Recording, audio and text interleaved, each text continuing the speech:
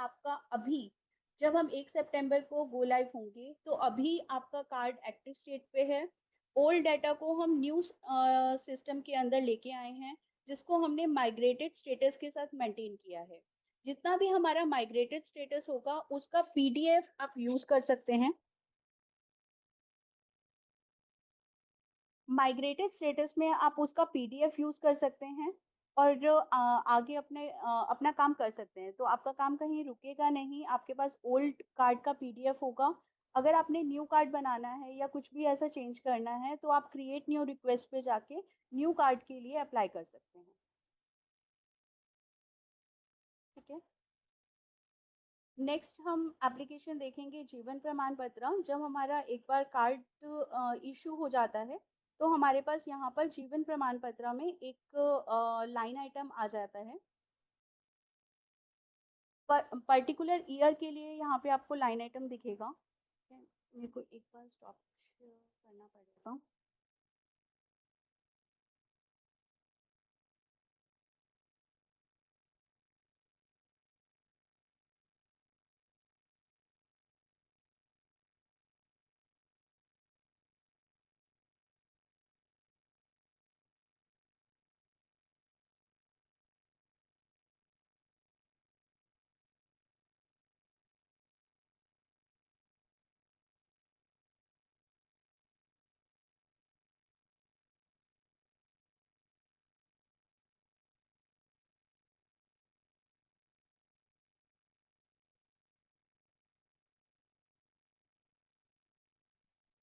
इसके बाद हम देखेंगे अथॉरिटी लेटर। अथॉरिटी लेटर, अगर आपका कार्ड इशू स्टेट पे है तभी आप अथॉरिटी लेटर के लिए आवेदन कर सकते हैं। मैंने इसमें एक सिनारियो रखा है कि अभी मैंने कार्ड को इशू नहीं किया है जिससे मैं आपको ये मैसेज दिखा सकूं। तो अभी आपका जो कार्ड का स्टेटस है वो अप्रूव्ड स्टेटस पे है। तो आप जब इस पे क्लिक करेंगे तो यहाँ पर आपको एक मैसेज आएगा, please check your validity period. ठीक है, इट मीन्स कि आपको यहाँ पर आरईएचएस कार्ड अगर आपका वैलिडिटी पीरियड में है तभी आप आरईएचएस कार्ड को यूज कर सकते हैं। अगर आपका आरईएचएस कार्ड अप्रूव्ड स्टेटस पे है या किसी और स्टेटस पे है तब आप उसको यूज नहीं कर सकते हैं। इशूड के बाद ही हम उस पर्टिकुलर कार्ड को यूज कर सकते हैं। ठीक है, तो मैं एक बार आरईएचएस कार्ड को इशू करती हूँ, then I will show you the Jeevan Pramaan पत्र एंड अथॉरिटी लेटर।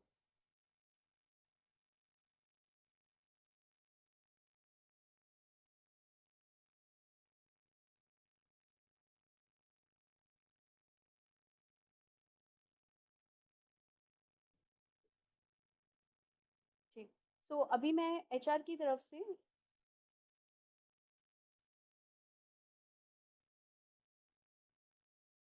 ओके।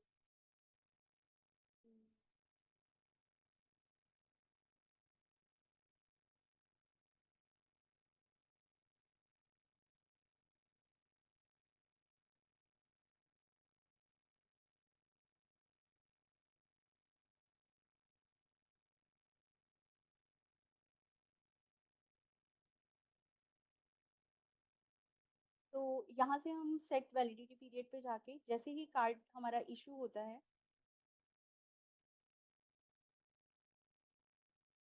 उसको हम दिखाएंगे। आप देखेंगे आपका जो कार्ड का व्यू है इस तरीके से बन गया है। यहाँ पर date of issue valid from, ये आपको यहाँ पर रिफ्लेक्ट करेगा। ठीक है, एक सेकेंड दीजिएगा। हम्म,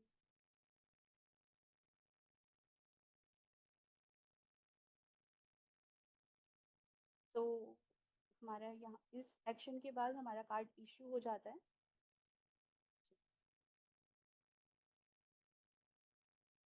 इसको मैं एक बार रिफ्रेश करूंगी।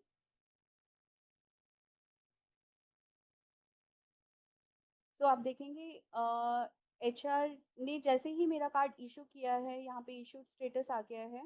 और इसके साथ अब हम दोबारा से जीवन प्रमाण पत्र देखेंगे।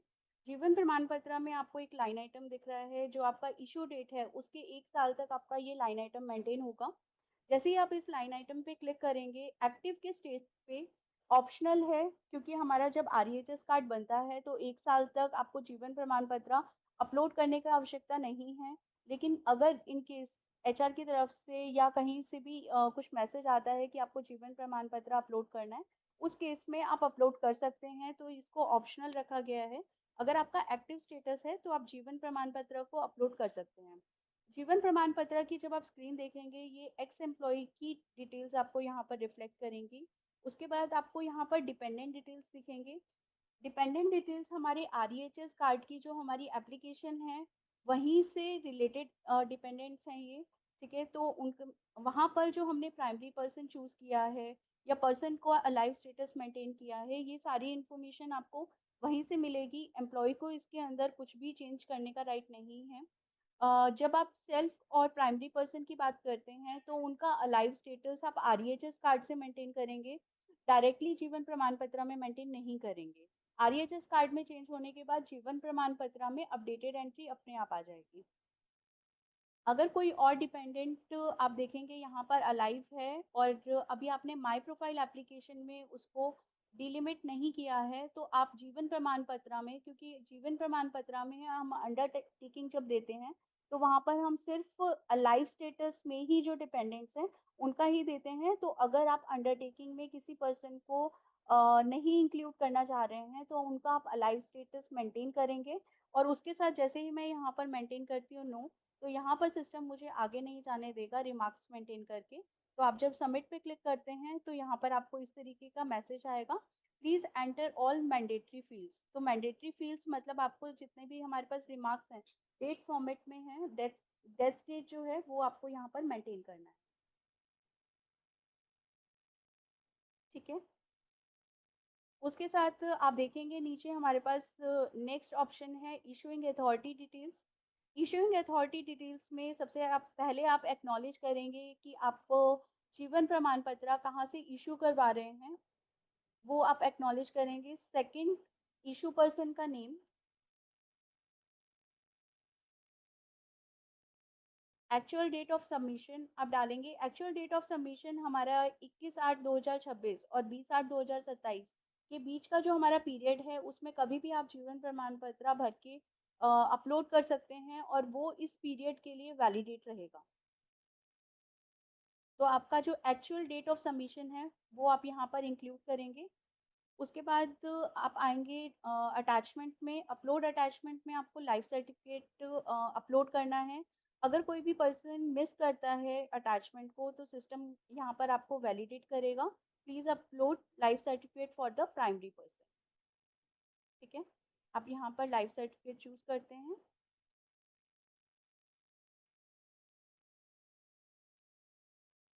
लाइफ सर्टिफिकेट डालने के बाद आपको सिस्टम अंडरटेकिंग के लिए कहेगा, please upload life certificate undertaking for all selected dependents. तो आप यहाँ पर चूज कर सकते हैं life certificate undertaking to upload. ठीक है, रिक्वेस्ट को जैसे ही आप सबमिट करेंगे, ये फ्लो हमारा एचआर के पास जाएगा। एचआर जब वो जीवन प्रमाण पत्र को ओके कर देगा, तभी वो जीवन प्रमाण पत्र आपका अप्रूव्ड स्टेटस में मेंटेन होगा। यहाँ पर अगर आप देखेंगे तो आपका फर्स्ट जो स्टेटस है वो एक्टिव स्टेटस है जीवन प्रमाण पत्र के लिए। अगर आपका पेंडिंग है, जैसे ही हमारा 20/8/2027 से अगली एंट्री क्रिएट होती है, यहाँ पर नेक्स्ट एंट्री आपको 21/8/2027 की मिलेगी, जो कि पेंडिंग स्टेटस से मेंटेन होगी। इट मीन्स कि आपको 21/8/2027 से लेके 20/8/2028 तक दोबारा से जीवन प्रमाण पत्र अपलोड करने की आवश्यकता है। आप इस पे क्लिक करके दोबारा से एक्शन परफॉर्म करेंगे। सबमिटेड का जो हमारा स्टेटस है, जब भी हम रिक्वेस्ट सबमिट करते हैं, एम्प्लॉय की तरफ से जो रिक्वेस्ट सबमिट होती है उसका स्टेटस सबमिटेड करके मेंटेन होता है। जब एचआर उस पे एक्शन लेता है तो वो अप्रूव्ड स्टेटस होता है। अगर एचआर ने उस रिक्वेस्ट पे कमेंट के साथ रिटर्न कर दिया है, या उन्होंने जो एक्नॉलेज किया है उन्होंने कमेंट्स डाल के उसको मैसेज को वो रिटर्न करेंगे, आपका स्टेटस यहाँ पर रिटर्न के साथ मेंटेन हो जाएगा। जैसे ही हमारा एक पीरियड खत्म होता है, वहां पर हमारा एक्सपायर्ड करके एंट्री आ जाएगा। इट मीन्स कि एक्सपायर्ड एंट्री हमें ये हाईलाइट कर रही है कि हमारा ये वाला पीरियड कंप्लीट हो गया और पेंडिंग रिक्वेस्ट पे ही हमें एक्शन लेना है। माइग्रेटेड करके जो आपके पास स्टेटस आएगा, इट मीन्स कि आपने उस पर्टिकुलर पीरियड के लिए लाइफ सर्टिफिकेट ऑलरेडी डाल दिया है। आपको आगे लाइफ सर्टिफिकेट उस पीरियड के लिए डालने की ज़रूरत नहीं है। जब भी आपके पास पेंडिंग करके लाइन आइटम आएगा, सिर्फ आपको उसी पे जीवन प्रमाण पत्र की उस लाइन आइटम पे ही एक्शन लेने की आवश्यकता है। ठीक है? इसके साथ हमारे पास इस स्क्रीन पे जीवन प्रमाण पत्र की स्क्रीन पे आप देखेंगे डाउनलोड लाइफ सर्टिफिकेट और डाउनलोड अंडरटेकिंग का फॉर्म है। आप फॉर्म्स यहाँ से ले सकते हैं, ये पीडीएफ फॉर्म में है। फॉर्म्स को आप डाउनलोड कर सकते हैं। इस पे मैं एक क्लिक करके आपको दिखा देती हूँ। इस फॉर्म को आप डाउनलोड कर सकते हैं। डाउनलोड करके इसको साइन करवाएँगे और अटैचमेंट में लाइफ सर्टिफिकेट लगा सकते हैं।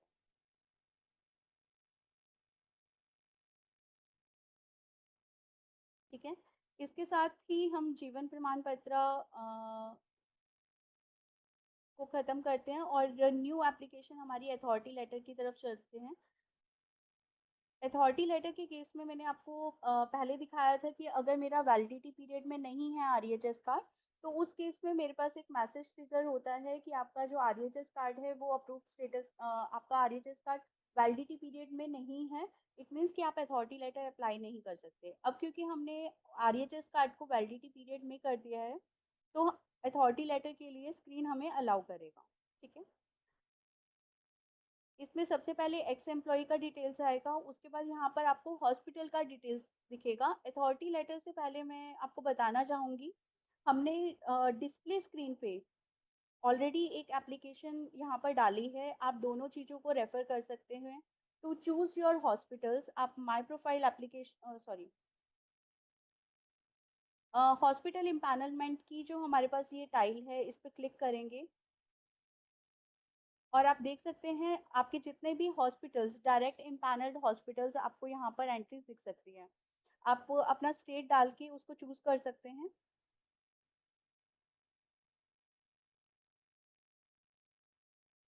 यहाँ पे जितने भी हमारे इम्पैनल्ड हॉस्पिटल्स हैं उनका लिस्ट डाउन आपको यहाँ पर रिफ्लेक्ट करेगा।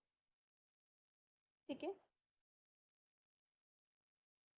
जब हम अथॉरिटी लेटर में जाते हैं और आपको डायरेक्ट इम्पैनल्ड हॉस्पिटल चाहिए उस पर्टिकुलर स्टेट के लिए, आप यहाँ से डायरेक्टली भी जा सकते हैं। जैसे ही आप यहाँ पे हरियाणा चूज़ करते हैं या कोई भी जो आपका स्टेट है वो चूज़ करते हैं और सिटी डालते हैं, तो उस पर्टिकुलर स्टेट और सिटी से रिलेटेड जितने भी वैलिडिटी पीरियड के अंदर हमारे डायरेक्ट इम्पैनल्ड हॉस्पिटल्स आ रहे हैं, उनका लिस्ट डाउन आपको यहाँ पर दिखेगा। आप यहाँ पर चूज़ कर सकते हैं उन हॉस्पिटल्स को। जैसे ही हम यहाँ पर हॉस्पिटल चूज़ करेंगे, आप देखेंगे कि हमारे पास डाउन द लाइन उस हॉस्पिटल से रिलेटेड यहाँ पर पूरा डिटेल्स रिफ्लेक्ट करेगा। इसके साथ-साथ आपको एकोमोडेशन मास्टर जो उस हॉस्पिटल का कॉन्ट्रैक्ट में एकोमोडेशन सेट हुआ है, एज़ पर एम्प्लॉयी ग्रेड, तो आपके ग्रेड के अकॉर्डिंग किस तरीके का एलिजिबिलिटी है एकोमोडेशन कैटेगरी और एंटाइटल कैटेगरी फॉर एडमिशन में, वो भी आपको यहाँ पर इन्फॉर्मेशन रिफ्लेक्ट करेगी। आपको इसको डालने का ज़रूरत नहीं है, ये अपने आप इन्फॉर्मेशन यहाँ पर आएगी। ठीक है? नीचे आप देखेंगे डिपेंडेंट डिटेल्स जब आप डालेंगे, जैसे ही आप डिपेंडेंट डिटेल्स पे क्लिक करते हैं तो यहाँ पर आपको जो आपके डिपेंडेंट्स हैं, जो आपने आरईएचएस कार्ड में चूज़ किए हैं वही डिपेंडेंट आएँगे। आप देखेंगे यहाँ पर 2 डिपेंडेंट्स चूज़ कर रहा है, जबकि आरईएचएस कार्ड में वहाँ पर 3 लाइन आइटम्स थी। तो मैं आपको बताना चाहूँगी कि पहला जो लाइन आइटम था सेल्फ का था, जो कि अलाइव स्टेटस नो था। और अथॉरिटी लेटर के अंदर हम सिर्फ अलाइव स्टेटस ही लेते हैं, इसलिए आपके पास जो डिपेंडेंट्स आ रहे हैं वो प्राइमरी पर्सन और डिपेंडेंट पर्सन यहाँ पर शो कर रहा है। ठीक है? तो आप डिपेंडेंट यहाँ पर चूज़ करेंगे। जो हमारा डिपेंडेंट के साथ रिलेशन और एज वगैरह है वो सब भी यहाँ पर रिफ्लेक्ट करेगा। ठीक है? उसके साथ ही आप देखेंगे यहाँ पर डेट ऑफ एडमिशन आप चूज़ कर सकते हैं। डेट ऑफ एडमिशन आपका जो हमारा हॉस्पिटल इम्पैनल का वैलिडिटी पीरियड है, उस का डेट ऑफ एडमिशन यहाँ पर आप चूज़ कर सकते हैं। यहाँ पे ऑलरेडी ब्रैकेट है, सिस्टम आपको उससे आगे और उसके बाद का डेट चूज़ करने नहीं देगा। तो ये वाला जो वैलिडिटी पीरियड है 2028 तक का है। तो आप देखेंगे 2028 के बाद ये सारी स्क्रीन्स आपके पास इनेबल हैं, आप चूज़ नहीं कर सकते। ठीक है? इसके साथ अगर मैं एक चीज़ और दिखाना चाहूँगी, अगर आप यहाँ पर मदर चूज़ करते हैं, इट मीन्स कि आरईएचएस के केस में जब हम पेरेंट्स चूज़ करते हैं, तो उसमें क्या होता है कि अगर मेरा validity period oh sorry category जो हमारे पास है, वो रूम का सेमी प्राइवेट है, तो पेरेंट्स के केस में वो जनरल वार्ड में कन्वर्ट हो जाता है। तो आपका जो अथॉरिटी लेटर होगा उसका एलिजिबिलिटी यहाँ पर अपने आप शो करेगा। ठीक है। आपको डॉक्टर्स नेम डाल सकते हैं, डिसीज डिटेल, ठीक है, ट्रीटमेंट डिटेल्स यहाँ पे स्पेसिफाई करेंगी। उसके बाद आप अगर सबमिट पे क्लिक करते हैं और किसी भी तरीके का डॉक्यूमेंटेशन नहीं लगा रहे हैं तो सिस्टम आपको ये वैलिडेट मैसेज देगा, the following mandatory attachment are missing, doctor prescription is mandatory for the authority letter. ठीक है। इसके साथ doctor prescription is the mandatory document, but आप रिकमेंडेशन लेटर और अदर्स, अगर आपके पास कोई डॉक्यूमेंट है वो भी आप लगा सकते हैं।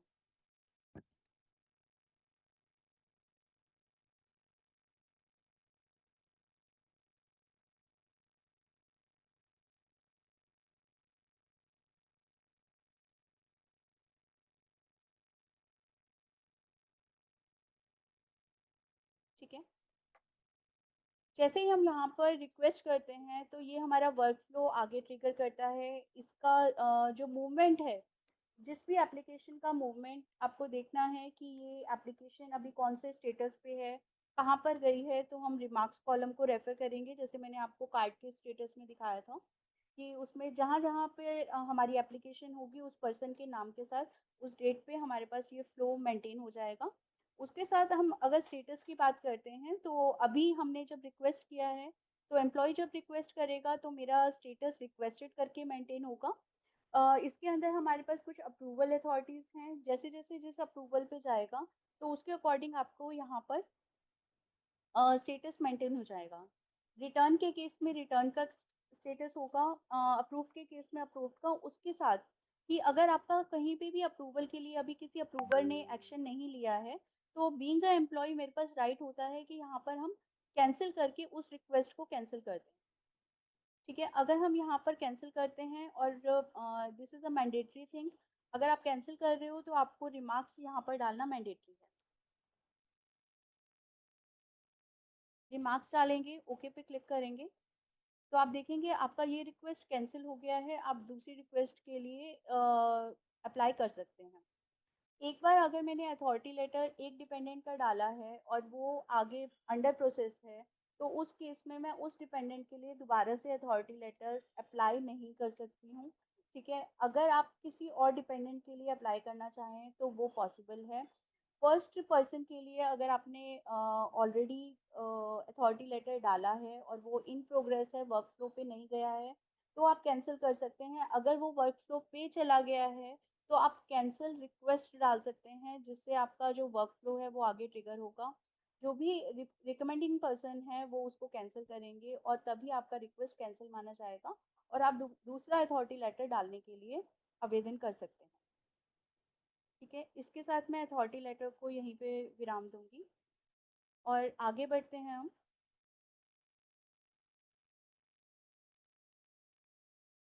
डिस्प्ले, इसके साथ एक चीज़ मैं और बताना चाहूँगी। यहाँ पर आप देखेंगे डिस्प्ले में आपको तीन टाइल्स दिख रही हैं। हॉस्पिटल इम्पैनलमेंट के अंदर आप हॉस्पिटल डिटेल्स देख सकते हैं। अगर किसी भी हॉस्पिटल से रिलेटेड आपको डिटेल देखना है, डॉक्यूमेंटेशन देखना है या एकोमोडेशन मास्टर देखना है, तो आप हॉस्पिटल की उस एंट्री पे क्लिक करेंगे और इसका डिटेल व्यू आप यहाँ पर देख सकते हैं। ये सारी डिटेल्स आपको दिखेंगी और आप उस चीज़ को रेफर कर सकते हैं। ठीक है।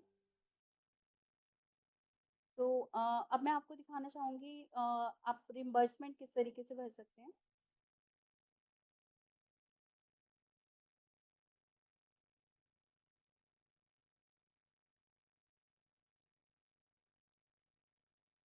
रिम्बर्समेंट के लिए आवेदन करने के लिए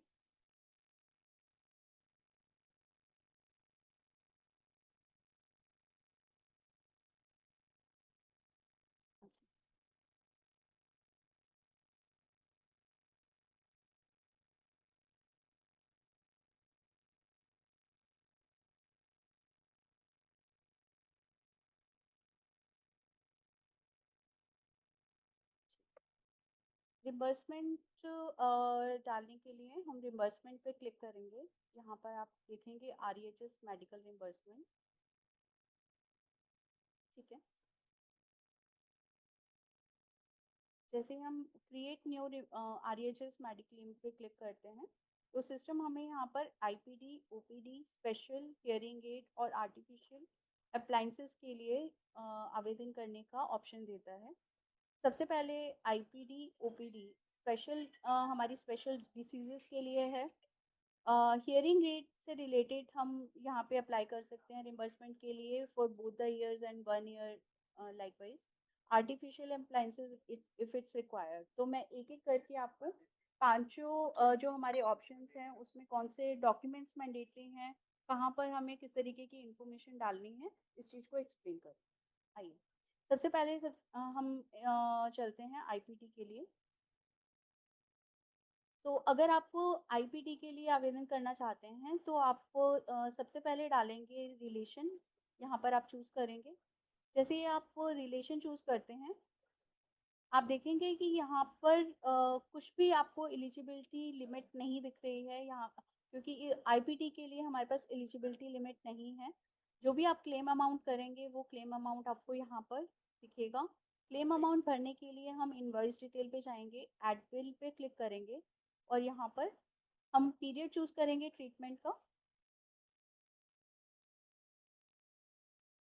ट्रीटमेंट का टाइप क्या है मेरा, एलोपैथी है, आयुर्वेदिक है। क्लासिफिकेशन, हॉस्पिटल टाइप, आपका जो हॉस्पिटल टाइप है वो CGHS में आता है या नॉन CGHS में आता है, NHPC का पार्ट है, तो आप उसके अकॉर्डिंग अपने हॉस्पिटल जिस भी हॉस्पिटल में आपने लिया है ट्रीटमेंट, आप उस डिटेल्स को यहाँ पर डाल सकते हैं। ठीक है, हॉस्पिटल नेम, अगर आपने इम्पैनल्ड हॉस्पिटल चूज़ किया है तो यहाँ पे आपको सिस्टम हॉस्पिटल नेम भी प्रिंट करेगा। अगर आप नॉन इम्पैनल्ड करते हैं तो उस केस में आपको यहाँ पर हॉस्पिटल नेम रिफ्लेक्ट नहीं करेगा। ठीक है, यहाँ पे हम बिल नंबर डालेंगे। बिल डेट, कौन सी डेट को आपको बिल मिला है।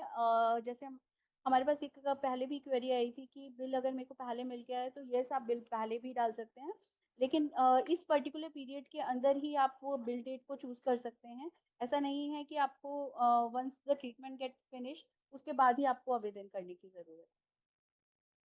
ठीक है, क्लेम अमाउंट में आप अमाउंट फिल करेंगे। सपोज मैंने 60,000 डाला है।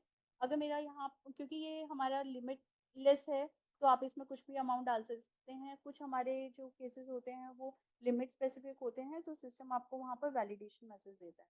आप रिमार्क्स डाल सकते हैं यहाँ पर और सेव पे जैसे ही हम क्लिक करेंगे तो मेरे पास ये लाइन आइटम आ जाएगी। ये सेम अमाउंट मेरा यहाँ पर टोटल क्लेम अमाउंट में रिफ्लेक्ट करेगा। यहाँ पर अगर आप देखेंगे तो सेव और सबमिट का जो बटन है अभी इनेबल है। चेक एलिजिबिलिटी पे क्लिक जैसे ही आप करेंगे यू आर एलिजिबल, तो सिस्टम आपका एलिजिबिलिटी फैक्टर सिस्टम रीड करता है और उसके अकॉर्डिंग ही सेव और सबमिट का बटन क्लिक करता है। तो अभी आप देखेंगे कि आपका सेव और सबमिट का बटन यहाँ पर एक्टिवेट हो गया है। सेव बटन हम यूज़ करते हैं अगर मैंने कोई भी पर्टिकुलर डॉक्यूमेंटेशन या एप्लीकेशन भरा है और उसको ड्राफ्ट मोड पे सेव कर दिया है तो सेव हम यूज़ करेंगे ड्राफ्ट के लिए और सबमिट हम यूज़ करेंगे रिक्वेस्ट को रेज करने के लिए। आगे आप कंसेंट भरेंगे। अगर आप 1 बाय 1 कंसेंट भी आप भर सकते हैं। अगर आपने एग्री ऑल किया है तो सभी कंसेंट को आप एक बारी में टिक मार्क कर सकते हैं। इसके साथ ही अगर मैं सबमिट पर क्लिक करती हूँ तो सिस्टम मुझे एक मैसेज देगा, the following mandatory attachment are missing, discharge summary, attested medical card, copy of hospital prescription, detail bills. तो हमारे पर्टिकुलर ट्रीटमेंट के लिए जैसे हम जो IPD कर रहे हैं या OPD कर रहे हैं, हर केस में हमारे पास कुछ मैंडेटरी डॉक्यूमेंट्स हैं। तो IPD के केस में हमारे पास ये लिस्ट डाउन है जो कि मैंडेटरी डॉक्यूमेंट्स है। ये आगे फिल किए बिना हम आगे बढ़ नहीं सकते हैं। तो हम discharge summary, attested medical card, copy of hospital prescription और डिटेल बिल लगाएंगे तभी हमें सिस्टम अलाउ करेगा रिक्वेस्ट को सबमिट करने के। ठीक है, नेक्स्ट टाइप को मैं चूज़ करती हूँ आरईएचएस रिम्बर्समेंट ओपीडी के केस में ओपीडी को हम क्लिक करेंगे, यहाँ पर सिलेक्ट करेंगे। यहाँ पे आप देखेंगे कि आपके पास 2 न्यू कॉलम्स यहाँ पर ऐड हो गए हैं, eligible amount. Eligible amount it means कि आपका जो एलिजिबिलिटी है as per grade this is the 89,625। Balance amount आपको दिख रहा है सेम अमाउंट। जैसे-जैसे आप ओपीडी के केस में इस पर्टिकुलर ट्रीटमेंट को यूज़ करेंगे और बिल रेज़ करेंगे, आपका यहाँ पर बैलेंस अमाउंट कम हो जाएगा और टोटल क्लेम अमाउंट यहाँ पर आ जाएगा। तो आइए देखते हैं। तो मैंने यहाँ पर स्पाउस चूज़ किया है और ऐड बिल पे क्लिक किया है। ऐड बिल पे सबसे पहले हम ट्रीटमेंट डिटेल्स डालेंगे, treatment type,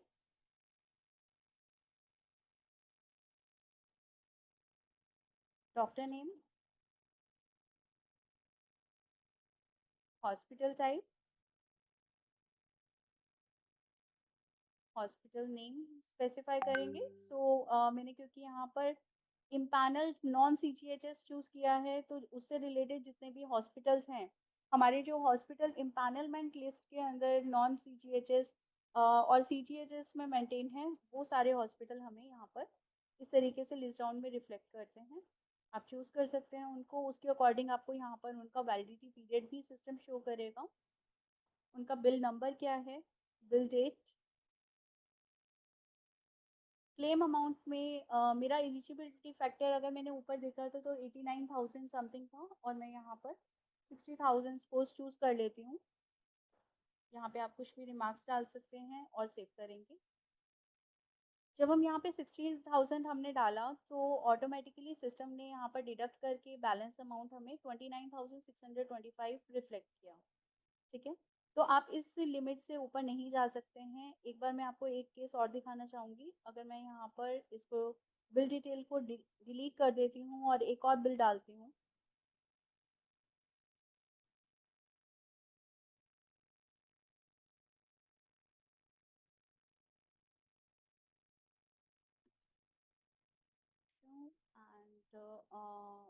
and non CGHS I am choosing,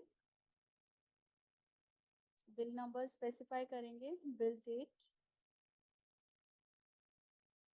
in between the period, bill amount मैं ले रही हूँ 90,000। तो सिस्टम आपको यहीं पर वैलिडेशन दे देगा। इट मीन्स कि आप उस लिमिट से आगे जा ही नहीं सकते हैं। तो एक वैलिडेशन ये है, अगर आप लिमिट क्रॉस करते हैं और अगर आप लिमिट के अंदर हैं तो आपका जो अमाउंट है वो टोटल क्लेम में ऐड हो जाए।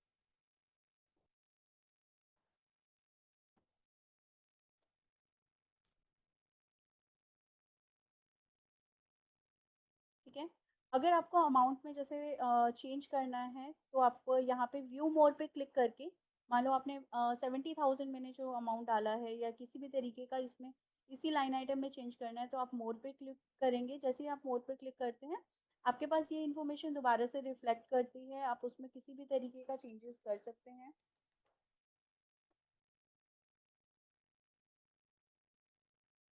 So it shows it's more than limit.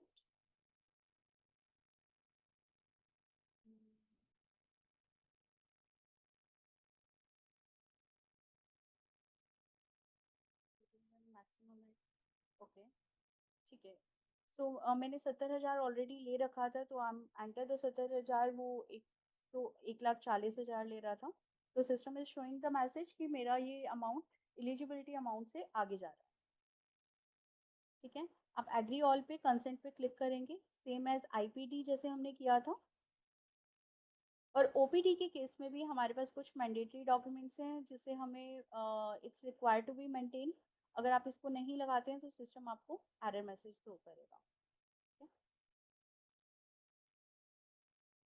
Save and submit का जो बटन है वो हमारा इनेबल तभी होगा। Please ensure to click on check eligibility. अगर आपका सेव और सबमिट का बटन नहीं आ रहा है, सेव और सबमिट का बटन आपका तभी आएगा जब सिस्टम आपको का एलिजिबिलिटी चेक करेगा, तभी सेव और सबमिट के बटन को वो इनेबल करेगा। ठीक है? आइए हम थर्ड टाइप ऑफ रिम्बर्समेंट देखते हैं, REHS reimbursement for the special diseases. ये हमारे स्पेशल डिसीजेस के लिए हैं। इसमें सबसे पहले आप रिलेशन चूज करेंगे,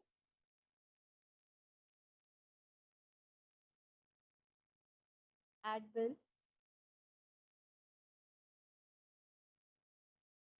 क्योंकि ये हमारा स्पेशल डिसीजेस से रिलेटेड है, तो जितने भी हमारी स्पेशल डिसीजेस हैं वो आपको यहाँ पर रिफ्लेक्ट करेंगी। आप उसमें चूज कर सकते हैं। उससे रिलेटेड स्पेशल डिसीजेस से रिलेटेड भी अगर उसमें कुछ क्लासिफिकेशन है वो भी आप चूज कर सकते हैं। ठीक है, यहाँ पे हम बिल नंबर डालेंगे। We can choose the period, claim amount.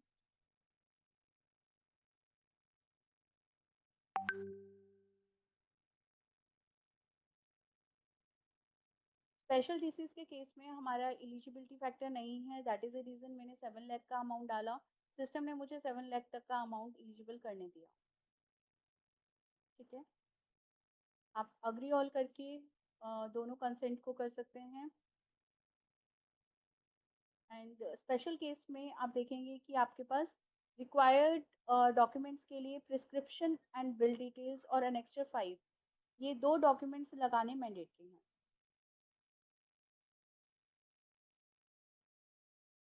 ठीक है, इसके साथ हम फोर्थ रिम्बर्समेंट टाइप को देखेंगे। फोर्थ रिम्बर्समेंट टाइप है हमारा REHS रिम्बर्समेंट, हेयरिंग एड।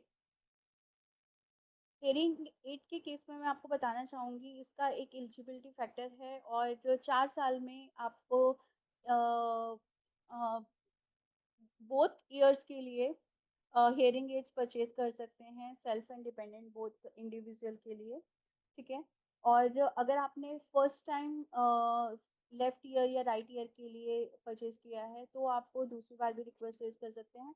अगर आपने ऑलरेडी दोनों ईयर्स के लिए रेज कर लिया है तो आपको दोबारा से रिक्वेस्ट रेज नहीं करेंगे। ठीक है, क्योंकि आप ऑलरेडी उस चीज उस फैसिलिटी को कंज्यूम कर चुके हैं। ठीक है, सबसे पहले आप रिलेशन चूज करेंगे, एड बिल्स।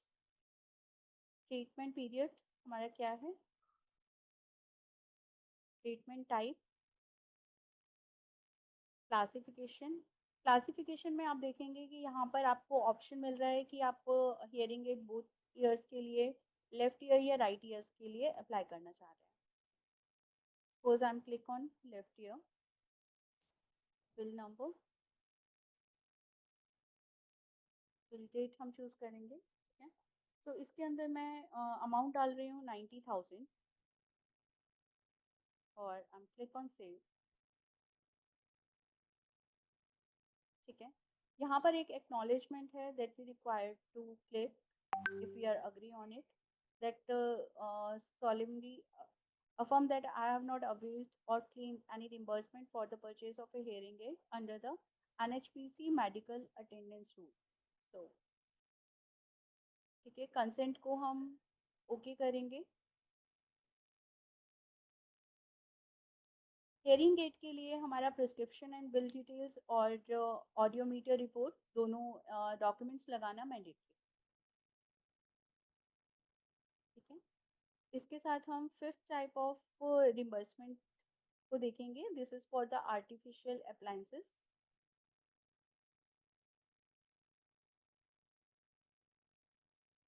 तो रिलेशन चूज करेंगे, ये भी हमारा नॉन एलिजिबिलिटी फैक्टर्स में काउंट होता है। ठीक है, एड बिल पे क्लिक करेंगे। Treatment period, treatment type, classification डालेंगे, किस तरीके का अप्लायंसेस भी required as per our requirement. Will specify the bill number, bill date, the claim amount.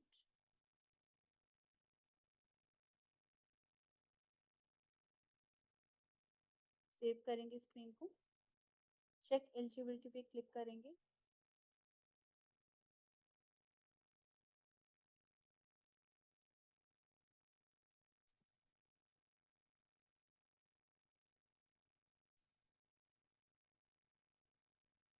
ठीक है, We'll click on the agreed all consent.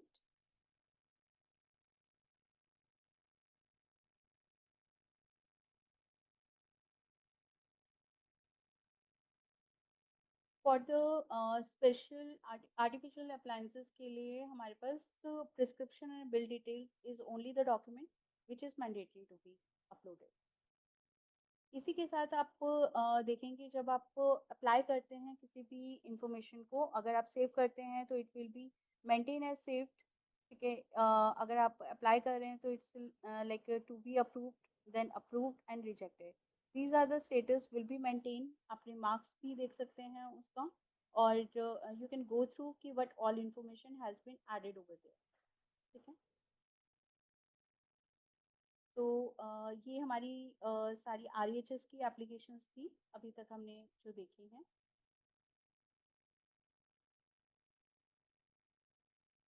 So further जैसे आपको योगेश ने एक्सप्लेन किया था, इससे रिलेटेड आगे भी जो हमारे सेशन होंगे उसमें आप ये यूज़र मैनुअल्स को रेफ़र कर सकते हैं फॉर द रेफरेंस डॉक्यूमेंट। ठीक है, आप इनको गो थ्रू कर सकते हैं। उसके साथ साथ अगर भी आपकी कुछ भी क्वेरीज हैं तो आप हेल्प डेस्क ईमेल पे हमें बता सकते हैं। This is the email ID आप जिस पे कांटेक्ट कर सकते हैं, so that will answer on.